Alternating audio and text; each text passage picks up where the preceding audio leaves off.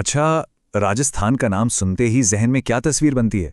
शायद वही विशाल रेगिस्तान, ऊंट और वो आलीशान किले, है ना? पर क्या हो अगर हम कहें कि ये तो कहानी का सिर्फ एक पहलू है? असल में राजस्थान के अंदर चार अलग-अलग दुनियाएं बसती हैं और इन चारों को शक्ल दी है सिर्फ एक ही प्राचीन पहाड़ी ने। जरा इस नक्शे को देखिए। ये एक तस्वीर में ही पूरी कहानी कह देता है। एक ही सरहद के अंदर चार बिल्कुल जुदा दुनियाएं। एक तरफ वो तपता हुआ रेगिस्तान, तो दूसरी तरफ लहलाते हरे भरे मैदान। और ये जो भौगोलिक बंटवारा है, ये सच में हैरान करने वाला है।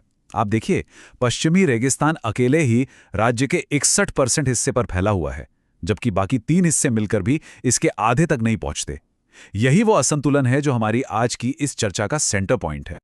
तो आज हम राजस्थान की एक तरह की भौगोलिक यात्रा पर निकलेंगे। हम पहले इस विरोधाभास को समझेंगे, फिर अरावली की अहमियत को जानेंगे।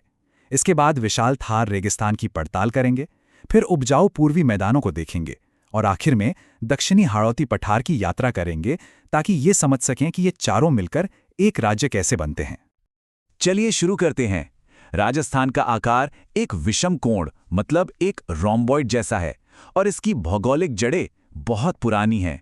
ये गोंडवाना लैंड जैसे प्राचीन महाद्वीपों और टेथिस सागर के बचे हुए हिस्सों तक जाती हैं।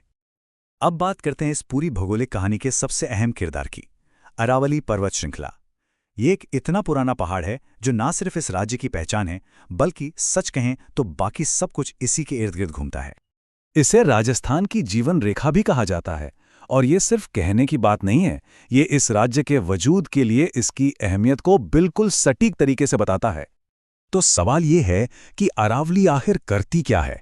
देखिए, ये दुनिया की सबसे पुरानी वलित पर्वतमाला है। ये राज्य को पूरब और पश्चिम 2 हिस्सों में साफ साफ बांट देती है।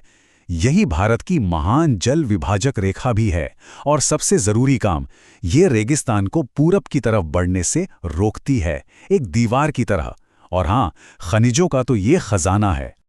और इसका पैमाना देखिए, सिर्फ राजस्थान के अंदर ही ये 550 किलोमीटर तक फैली है।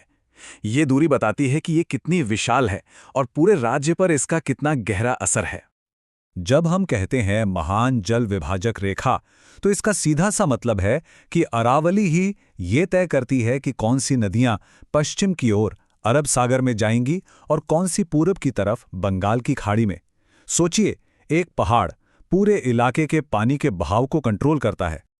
तो चलिए अब अरावली के पश्चिम की ओर चलते हैं और दाखिल होते हैं विशाल थार रेगिस्तान के इलाके में। ये जो विशाल पीला हिस्सा दिख रहा है, यही है पश्चिमी रेतीला मैदान, जिसे हम थार मरुस्थल के नाम से जानते हैं। इसका आकार ही अपनी कहानी कहने के लिए काफी है।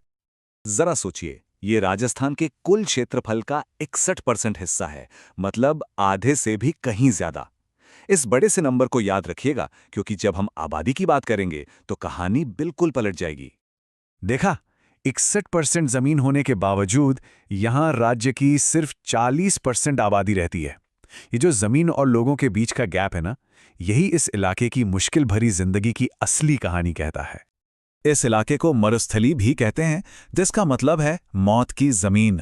यहाँ की जिंदगी रेत के बड़े बड़े टीलों के आसपास ही घूमती है, जिन्हें स्थानीय भाषा में धरियन कहते हैं। ये टीले 60 मीटर तक ऊंचे और 5 किलोमीटर तक लंबे हो सकते हैं। कमाल है ना? लेकिन यहाँ सिर्फ रेत ही नहीं है, एक चट्टानी टिब्बा मुक्त क्षेत्र भी है और इन मुश्किल हालात में यहाँ के लोगों का गुजारा पशुपालन से ही चलता है। अच्छा, अब अरावली के पार चलते हैं, उस हरे भरे और घनी आबादी वाले पूर्वी इलाके में, जिसे राजस्थान का कृषि का गढ़ कहा जाता है। नक्शे पर यह हरा भरा हिस्सा पूर्वी मैदान है। ये पश्चिमी रेगिस्तान का एकदम उल्टा चेहरा है, बिल्कुल अलग। ये राजस्थान के कुल क्षेत्रफल का सिर्फ 23% है, रेगिस्तान की तुलना में आधे से भी कम। लेकिन जब बात आबादी की आती है तो तस्वीर एक बार फिर बदल जाती है। और देखिए, ये सिर्फ 23% जमीन विशाल रेगिस्तान के लगभग बराबर यानी 39% आबादी को संभालती है।